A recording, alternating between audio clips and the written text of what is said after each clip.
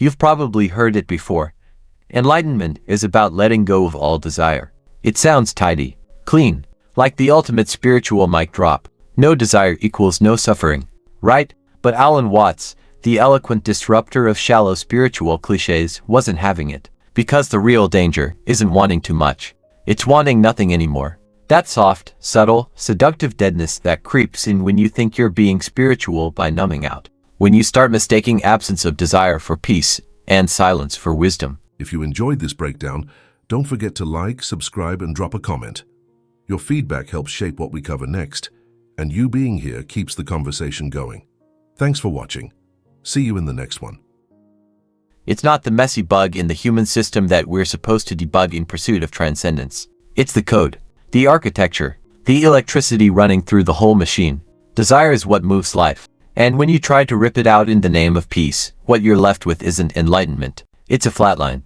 But let's rewind. We all get taught, one way or another, that wanting is risky business, that it leads to disappointment, heartbreak, frustration, suffering. And hey, sometimes it does. There's no denying that desperate, hungry kind of desire can eat you alive from the inside out. But Watts was drawing a very important line in the sand here. There's desire. And then there's neurotic craving. One connects you to life. The other disconnects you from yourself. And what most people try to do when they feel the pain of that craving isn't to understand it, it's to kill desire altogether. To go cold turkey on caring. They take a bad relationship with desire and try to fix it with a full shutdown. But when you cut off all desire, what you're really doing is amputating your humanity and calling it wisdom. You stop reaching, stop connecting, stop creating, stop feeling, and suddenly, you're not free. You're just numb. That's what Watts meant when he called it spiritual anesthesia. It's not peace. It's an emotional coma dressed up in white robes. And that, my friend, is the trap. Because true inner peace isn't about escaping desire. It's about understanding it. Becoming so clear in your relationship to desire that you can feel it fully without being controlled by it. You can want deeply, wildly, passionately, and still stay rooted in your own freedom. That's the kind of paradox Watts lived for. Want everything. Cling to nothing.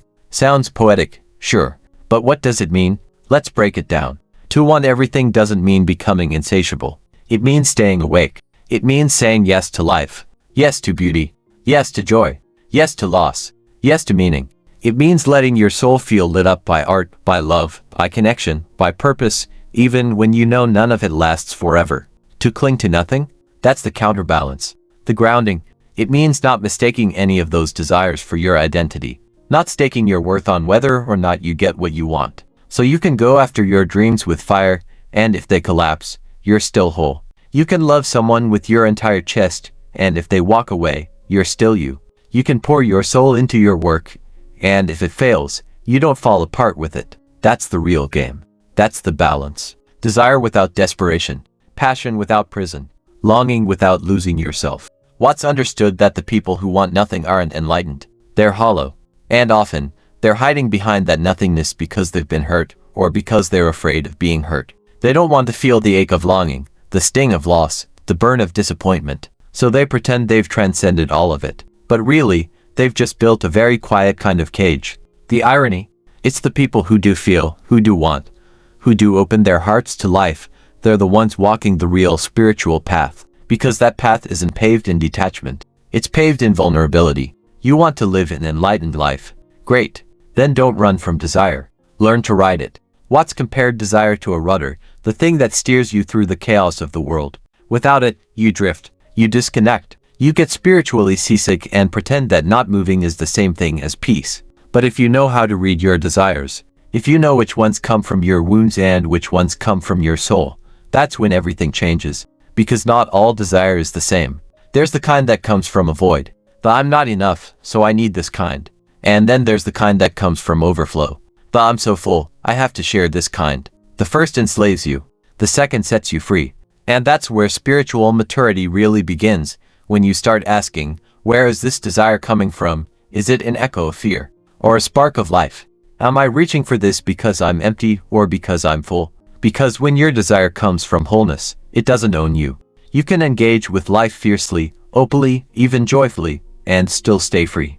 That's the key Watts was handing us. He wasn't saying follow every whim. He wasn't promoting indulgence or attachment. He was saying, don't throw out the engine just because you forgot how to steer. Desire is what gets you out of bed in the morning. If you enjoyed this breakdown, don't forget to like, subscribe, and drop a comment. Your feedback helps shape what we cover next, and you being here keeps the conversation going. Thanks for watching. See you in the next one. And here's the hardest truth of all. Wanting nothing doesn't make you spiritually strong. Sometimes, it just means you've stopped believing anything's possible. And that's not enlightenment. That's exhaustion. Watts challenged us to come back to life, to stop hiding behind faux detachment, to stop pretending the absence of desire is peace, when really, it's just the absence of courage. Because yes, to want something is to risk. You risk being disappointed. You risk being heartbroken. You risk having to start over. But what's the alternative? To sit in a corner of your life, untouched and untouched by anyone. To float through your days like a ghost of who you could have been. That's not safety. That's spiritual sedation. Watts invites you to something richer. A life of desire. A life of engagement. A life where you burn brightly, not recklessly, but intentionally. Where you say yes to what moves you. Where you pursue what matters without gripping it to death. Where you want things, really want them, but know your soul doesn't rise or fall based on how it all plays out. And that's true freedom. Not the kind you buy with silence and suppression. The kind you earn by showing up messy, vulnerable, awake. So no, the danger isn't in wanting too much. It's in wanting nothing anymore. In convincing yourself you're above it all when really, you've just stopped participating. Because the moment you stop wanting anything, you stop growing. You stop reaching. You stop living. And you were never meant to live half asleep. You were meant to want, to feel, to try, to fail, to want again, and to know in the deepest part of your being that your aliveness is not a mistake. It's the whole point. So stop fearing your desire. Start understanding it. Because in the end, desire isn't the obstacle to enlightenment. It's the door. And that door, it's not tucked away in a silent monastery on a mountaintop. It's right here, in your chest, in your breath. In that raw, aching thing you feel when you think about what you really want, not the things you say in polite conversation, but the secret stuff, the thing that keeps you up at night, the thing that would break your heart wide open if you let it. That's the flame Watts was pointing to. And yet, somewhere along the way, someone told you that flame was dangerous. That to be spiritual meant snuffing it out. That if you really wanted to be free, you had to become indifferent, untouched, unbothered, unmoved. But Watts saw right through that. He called it spiritual sterilization. A kind of clean, hollow existence dressed up in wise-sounding language but totally disconnected from the grit and heat of being alive. Because what is life without desire?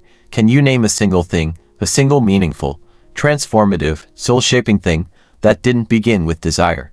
A kiss, a painting, a revolution, a child, a song that saves someone's life at just the right moment. None of those things come from cold, indifferent stillness. They come from longing, from motion, from the sacred spark that says, I want. And let's be honest, it takes guts to want. It takes courage to say, this matters to me.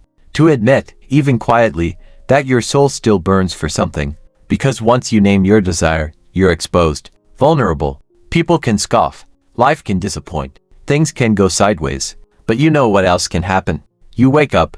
You come back to yourself. You re-enter the conversation you were always meant to be part of. The one between you and this strange, terrifying, beautiful world. That's what Watts meant when he talked about desiring fully, without clinging. He wasn't telling you to become a monk immune to joy. He was telling you, want without begging. Desire with your eyes open. So when the love fades, you don't collapse. When the job ends, you don't lose yourself. When the dream shifts, you don't shrivel. Because you're not worshipping the object of your desire, you're honoring the aliveness that made you reach for it in the first place. And let's not confuse this with wishful thinking or the kind of self-help fluff that says manifest your reality and glosses over how complicated, gritty, and contradictory human wanting can be. Desire isn't tidy. It's not a neat little to-do list. It's messy, emotional, often irrational, sometimes painful, but that doesn't make it wrong. It makes it real. Watts knew that any attempt to purify the human experience by removing desire was like trying to paint a masterpiece with no colors. You might end up with a clean canvas, sure, but it'll be lifeless. Desire gives your story dimension. It gives your heart something to lean into, to rise and fall with. It gives you a reason to get up, to try, to risk. Because even when desire hurts, when it doesn't deliver, when it leaves you wrecked, it's still a sign that you're engaged. It means you care. It means you're still playing the game. And that's everything. Because the alternative is spiritual nihilism.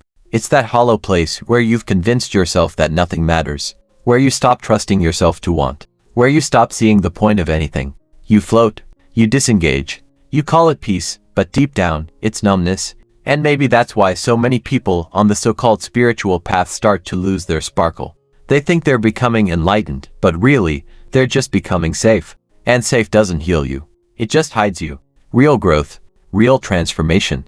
It asks you to feel, to be cracked open, to be exposed, to keep your heart soft in a world that hardens fast, to keep showing up even when it hurts, to want, and to want without shame. Watts never suggested that we become slaves to our every impulse. He never said to follow every whim or chase every craving. That's not freedom either, that's compulsion, addiction, a different kind of trap. What he offered was something more refined, more sacred, the art of conscious desire. Desire that's held with awareness, that knows how to say yes without saying forever, that knows how to reach without collapsing if it can't hold on. Imagine loving someone like that, creating like that, living like that, where you pour yourself in, not to possess, but to participate, where you can want everything and still feel at peace having nothing, where you can laugh, cry, fail, and still say, all of this is mine to feel. That's not detachment, that's mastery, and it's not for the faint of heart. It's easier to shut down, to detach in a cold way, to hide behind philosophies that sound smart but shield you from being alive. But easy doesn't lead to truth. It just leads to apathy. So if you've been tricked into thinking that your desire is a flaw to fix, Watts is here, still echoing through time, to remind you that it's not a flaw.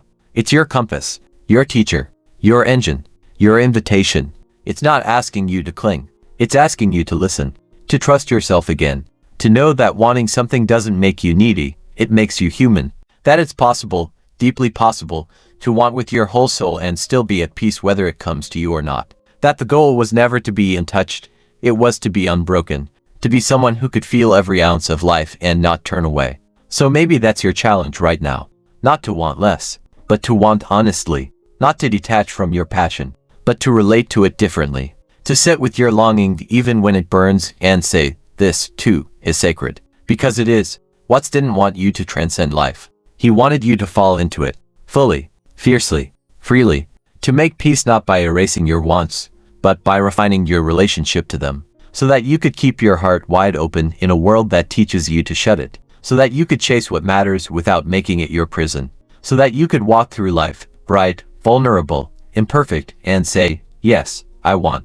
And mean it. Not from desperation. Not from fear. But from fullness. From life recognizing itself in your bones. Because the danger of wanting nothing anymore isn't that you suffer less. It's that you live less. And life, this wild, spinning, sacred mess, was never meant to be observed from a distance. It was meant to be felt. So feel it. Want it. Move with it. And let that be your freedom. When you stop wanting, you stop living. Not in a dramatic, movie-ending sort of way. But in a slow, barely noticeable, quietly devastating way. You stop reaching. You stop dreaming. You stop saying yes to things that once made your heart beat harder. And that's when life doesn't hurt less, it just feels less. And what's the point of that? We weren't born to be untouchable. We weren't dropped into this wild, chaotic, unpredictable world to become floating clouds of detached awareness. We came here to get messy, to feel the sting and the sweetness, to run after what calls us, knowing full well we might trip. You want to know what real spiritual maturity looks like. It's not being above it all. It's standing in it all, barefoot, heart out, fully engaged, and still being able to breathe. Still being able to say, yes, I want this. And if it doesn't come, I'll be okay, but damn, I'm still going to want it. Watts didn't want you to stop wanting. He wanted you to stop clinging.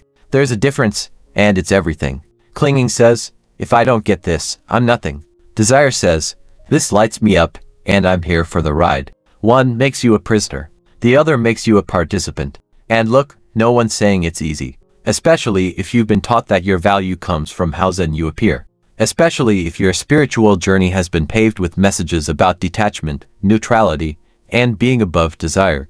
But let's be honest. Neutrality sounds cool until you try living in it. Then you realize it's just a fancy word for numbness. We're not meant to float above our own experience like passive observers. We're meant to move through it. You can't love halfway. You can't create halfway. You can't grow halfway. Those things require wanting. They require investment. They require you to care. And if you've started to believe that caring is weakness, that desire is childish, that longing is some kind of moral failure, Watts would lovingly, and probably with a grin, say, you've missed the plot. Because desire isn't childish. It's primal. It's sacred. It's fuel. It's what keeps artists painting, lovers chasing each other across cities, thinkers reshaping the world. It's what builds bridges, writes songs, sparks revolutions. Desire isn't something to be ashamed of. It's something to be refined. Let it grow up. Let it evolve. Let it move from hunger to intention. Want with clarity. Want with depth. Want with self-awareness. But for the love of all things alive, want. Don't shrink yourself into spiritual safety. Don't silence your soul in the name of being above it. There is nothing brave about pretending not to care. It's far more courageous to say, I want this. I'm scared.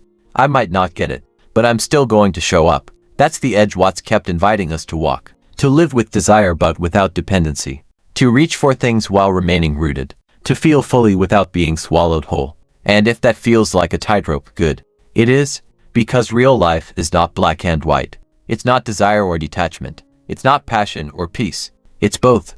At once. Always. You can want deeply and still let go. You can care fiercely and still be free. You can long for something, a person, a purpose, a dream, and still know that your wholeness doesn't hang in the balance. That's not spiritual contradiction. That's spiritual maturity. So when Watts said, the danger of wanting nothing anymore, he wasn't exaggerating. He saw what happens when people start mistaking emotional flatness for inner calm. They disappear into themselves. They go silent in places where they should be singing.